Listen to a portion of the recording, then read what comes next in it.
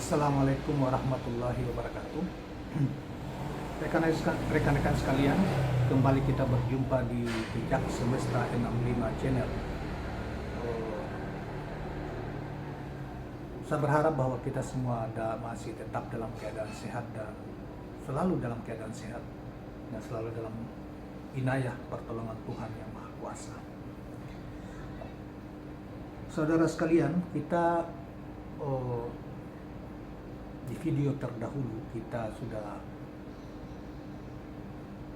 mengemukakan risalah tentang sang roh semesta atau proses penciptaan semesta, ruh semesta oleh Al-Haq atau Allah Subhanahu wa Ta'ala, dan hubungannya dengan jiwa dan seterusnya. Saudara sekalian, saya kira ada masih terkait dengan itu. Kita menyempurnakan video yang sebelumnya yang terkait dengan masalah hakikat atau rahasia penciptaan roh semesta dan juga penciptaan jiwa, dan bagaimana hubungan keduanya itu sudah dikemukakan di video yang lalu. Di kali ini kita ingin menyambung secara tidak langsung penjelasan tentang itu, tetapi lebih pada terkait dengan masalah ayat Maliki Yaumiddin di dalam surat Al-Fatihah itu. Jadi semacam tafsir atau penjelasan tentang Malik dan Yaumiddin di dalam surat Al-Fatihah. Baiklah kawan-kawan sekalian, kita langsung bacakan risalah tentang ini untuk melengkapi penjelasan yang video yang sebelumnya kita telah secara tidak langsung merupakan penjelasan penting atau pelengkap penting dari video yang sebelumnya telah kita kemukakan. Saudara sekalian, yang dimaksud Allah Subhanahu wa Ta'ala dalam ayat ini yaitu Maliki Yaumiddin atau hari pembalasan.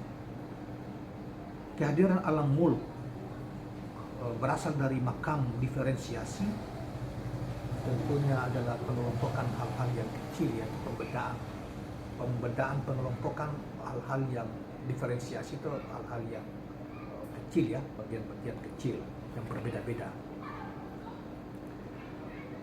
atau tafrika dalam bahasa Arab. Tetapi ia juga berasal dari makam perpaduan atau penyatuan atau jam, karena diferensiasi tidak mungkin terjadi kecuali terhadap sesuatu yang terpadu atau terhimpun.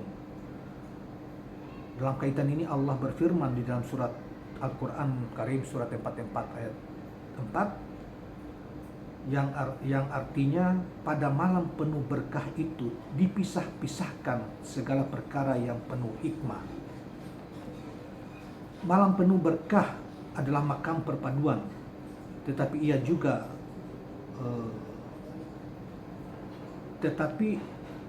menerima kekuatan dan kekuasaan atau sultan diferensiasi, sehingga ia juga menjadi makam diferensiasi. Kemudian perpaduan terbeda-bedakan dalam bentuk perintah dan larangan dari segi titah atau firman, murka dan ridha dari segi iradat atau kehendak, dan larangan dari segi titah kehendak, ketaatan dan kedurhakaan dari segi perbuatan hamba sebagai objek Tuhan, serta janji dan ancaman dari segi perbuatan Tuhan. Raja atau Al-Malik di dalam kata Maliki Yaumiddin tadi, pada hari itu adalah yang berhak memiliki syafaat serta diberi keistimewaan dengannya pada hari kiamat nanti, hari akhir, ya. Diberi keistimewaan dengannya adalah Rasulullah. Jadi hari yang menjadi raja menurut beliau pada hari penentuan adalah raja yang memiliki kekuasaan atau syafaat, dan syafaat pada saat itu diberikan kepada Rasulullah, yaitu Muhammad SAW, yang tidak mengatakan diriku tetapi mengatakan umatku. Adapun yang dimaksud dengan raja dalam tanda petik yang ada di dalam wujud diri kita dicari pada hari kiamat yang disegerakan, dalam konsep tasawuf adalah ruh yang suci, ya, atau ruh al-Quds. Hari kiamat adalah saat di mana seseorang diberikan ganjaran atau dijatuhi tuntutan jika berupa hukuman. Demikianlah seharusnya. Jika yang ada adalah ketaatan, maka yang diberikan adalah surga-surga yang penuh dengan kurma dan anggur, seperti yang tercantum di dalam Al-Quran ayat 36, surat 36 ayat 34. Namun jika yang ada adalah kemaksiatan dan kekufuran, maka yang diberikan adalah belenggu dan azab. Semuanya berdasarkan tuntutan yang diajukan pada dua bentuk atau perbuatan tersebut.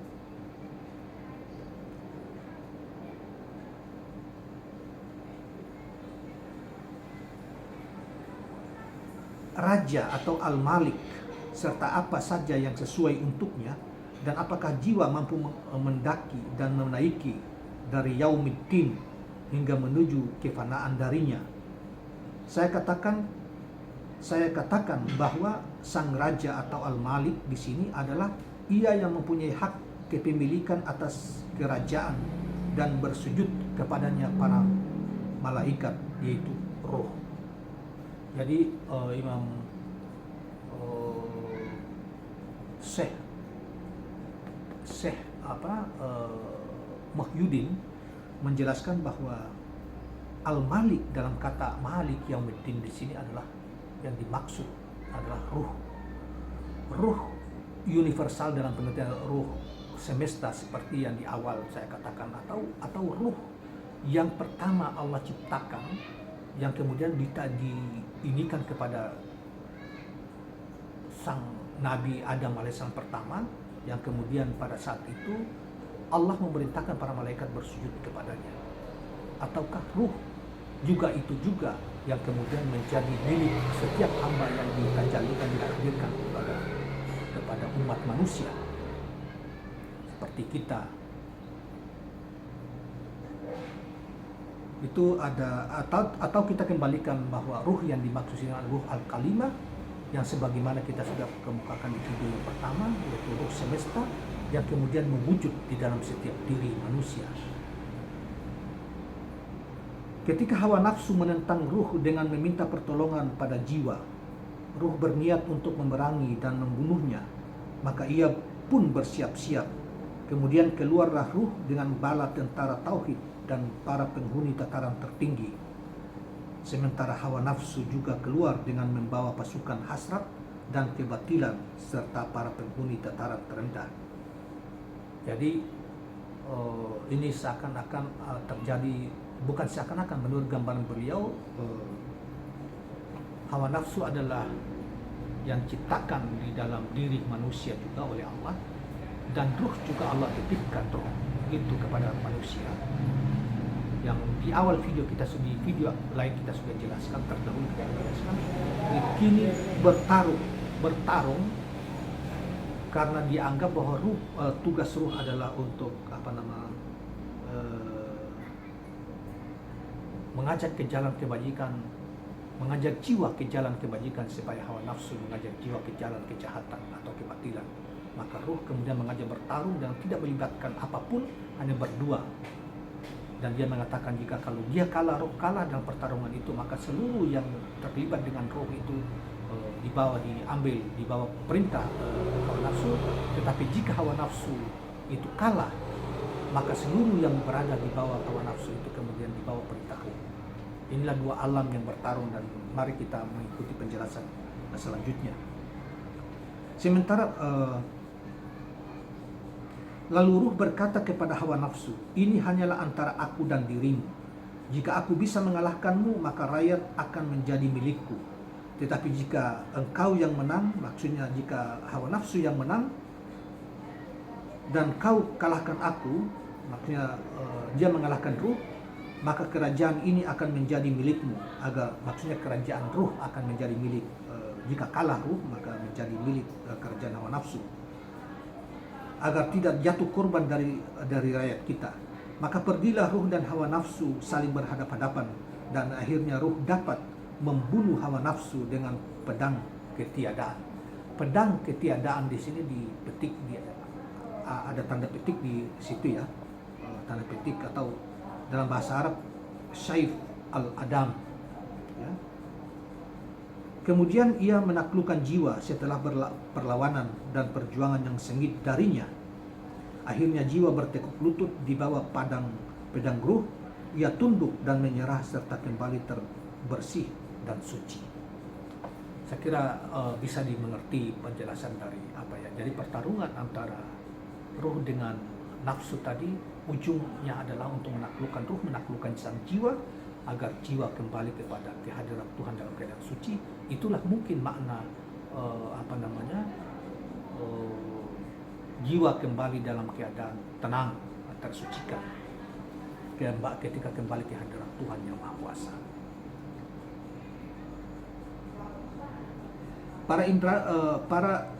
Para indrawi menjadi aman karena keimanan jiwa, dan mereka semua masuk dan tunduk dalam bingkai kepatuhan.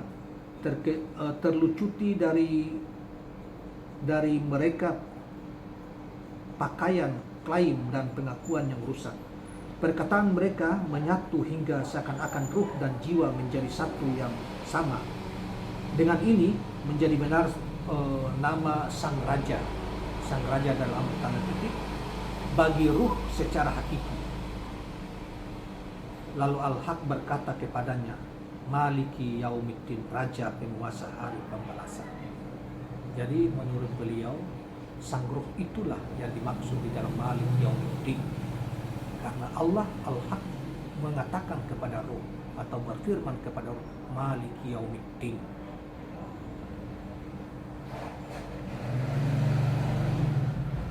Dia mengembalikan ruh kepada makamnya dan memindahkannya dari diferensiasi syariat menuju himpunan tauhid.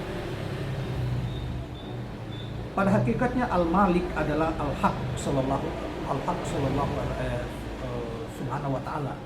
Jadi pada hakikatnya Al-Malik itu adalah Al-Haq, Allah subhanahu wa ta'ala, Sang Maharaja, penguasa segala sesuatu dan penggerak serta penyusun mereka. Dia sendiri adalah Maha Pemberi syafaat, baik secara umum maupun secara khusus. Secara khusus di dunia dan secara umum di akhirat dari aspek tertentu. Inilah mengapa Allah Subhanahu wa taala meletakkan firman-Nya Ar-Rahman Ar-Rahim tepat sebelum Maliki Yaumiddin,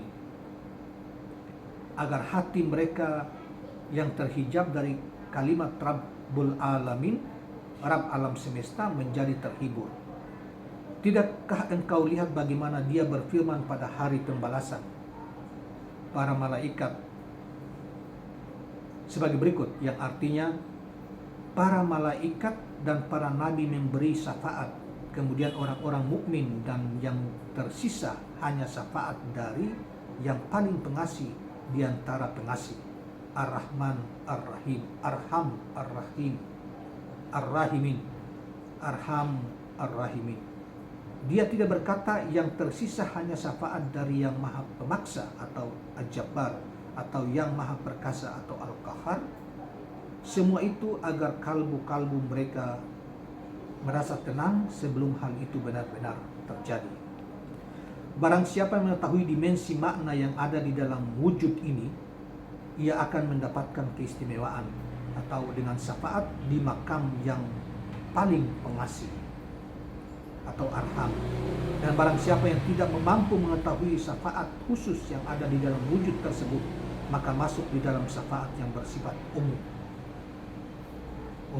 dalam kerumunan terbesar Al-Hasyar Al-Akbar, dan bertajalli di makam para pengasih. Maka diferensiasi kembali menjadi perpaduan yang terbuka menjadi tertutup dan genap menjadi ganjil melalui syafaat dari yang paling pengasih dari para pengasih, dari neraka jahanam, sisi lahiriah dinding syur menuju surga sisi batinnya. saudara sekalian, inilah penjelasan tambahan yang saya kira melengkapi video terdahulu, tentang ruh dan jiwa, yang kemudian juga ditambahkan dengan penjelasan tentang siapa sebetulnya pemilik makam Maliki Yaumiddin itu, atau Malik itu, atau sang raja itu. Dan tadi kita sudah mendengarkan penjelasan itu, mudah-mudahan menambah pengetahuan kita atau khazanah pengetahuan kita dalam memahami beberapa soal yang masih tetap berkaitan dengan agama atau keyakinan Islam yang kita anut ini, yang terkait dengan kitab suci maupun hal-hal yang bersifat keimanan. Bahkan itu menjadi bagian dari diri kita sendiri, atau kajian tentang diri kita sendiri, karena ruh merupakan salah satu unsur terpenting yang menjadi hidup, ada gaya hidup kita di dunia ini dan seterusnya. Terima kasih kawan sekalian. Sebelum kita akhiri, jangan lupa subscribe, share, like, dan komen channel ini. Terima kasih. Assalamualaikum warahmatullahi wabarakatuh.